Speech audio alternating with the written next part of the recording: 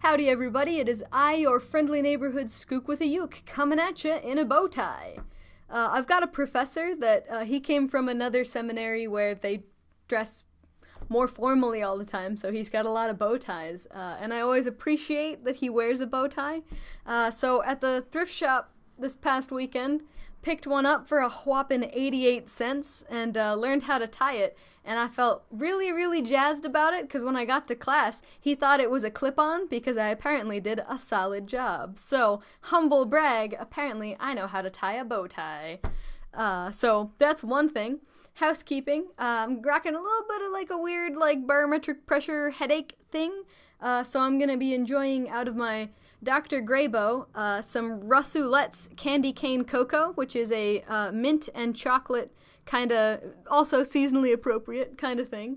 And I smoke it a lot when I have a headache because like the mintiness and the like natural menthol or something in it, I don't know, seems to help a little bit with headaches. And I kind of have dedicated this pipe to it because I smoke it so frequently that I thought, well, I might as well, if you're ever going to dedicate a pipe to a blend, might as well be the one you smoke all the time, right? So that is my housekeeping. I'll put this over here. And the other thing is when I wear like a bow tie or something, sometimes I'll be rocking a vest like today. And when I rock a vest, I like this pocket watch because it's one that can be wound. It's not a super expensive pocket watch. And I just realized my mic's down here, so if I talk up there, it's not going to get it in the mic.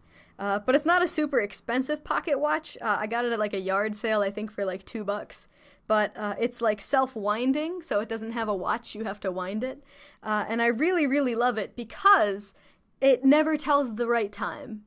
And I'll explain that. So if you wind it up, if it's wound too tightly, it goes really fast, but it will naturally go faster or slower depending on what point of the winding that its life is at. And you can get more accurate ones. I do know they are out there.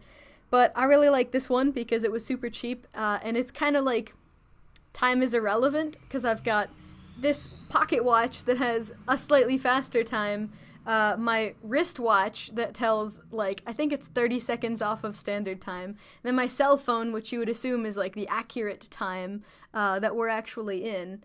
But I just kind of enjoy it because we haven't really, like, back in the day, time was kind of less relevant, and now we, like, set things to exact times. We can get down to the exact millisecond sort of thing. But without mercury and in clocks at trains, like, we wouldn't have an accurate kind of telling of, like, when is the train gonna get here? 11:03 kind of thing, And I think it's just interesting because time is irrelevant in that you can't, like, quantitatively, like, grab something that is time, and we're all just moving forward, kind of like a breakdown of, like, an old film reel kind of deal.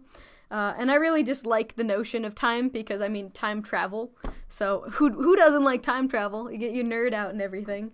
And I was rereading earlier this year, on the mark of his death, Stephen Hawking's A Brief History of Time, and I just really appreciate it. I really like the book. I would recommend it to everybody. As you're rereading things that you haven't read in a couple of years, it's kind of like, oh yeah, I remember some of that, but a lot of it's almost like a new revelation kind of deal. So whether you're rocking a pocket watch or a wrist watch or the watch on your cell phone, I hope that you're having a good time today. God bless.